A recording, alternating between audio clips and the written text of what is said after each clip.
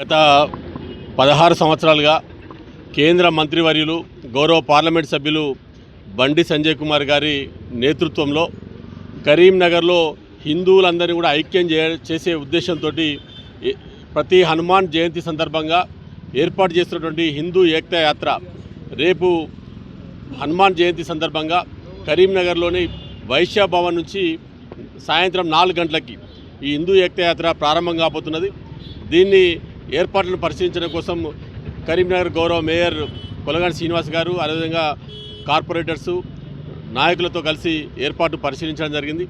రేపు నిర్వహించేటువంటి ఈ హిందూ ఏకతా యాత్రలో పెద్ద ఎత్తున హిందూ బంధువులందరూ కూడా కుటుంబ సభ్యులతోటి పాల్గొని దీన్ని విజయవంతం చేయాల్సిందిగా విజ్ఞప్తి చేస్తున్నాం. మన యొక్క ఐక్యతను చాటాల్సిన అవసరం ఉన్నది.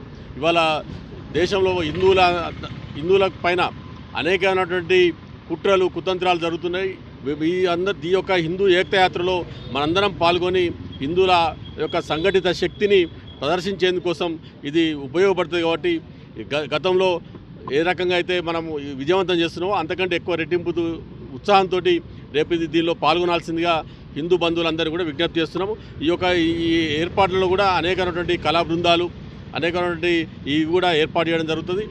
పిల్లల్ని కానీ పెద్దలు కానీ ఇది ఆకర్షించడం కోసం హనుమాన్ లాంటి విగ్రహాలు కూడా ఏర్పాటు చేయడం జరుగుతుంది. కాబట్టి దీన్ని ఈ హిందూ ఏకతా యాత్రలో రేపు 4 గంటలకి ఇక్కడ వైశ్య భవన్ నుంచి ప్రారంభమవుతుంది. కాబట్టి దీన్ని విజయవంతం చేయాల్సిందిగా మరొకసారి ఈ ప్రజలందరూ కూడా హిందూ బంధువులందరూ కూడా విజ్ఞప్తి చేస్తున్నాం. జై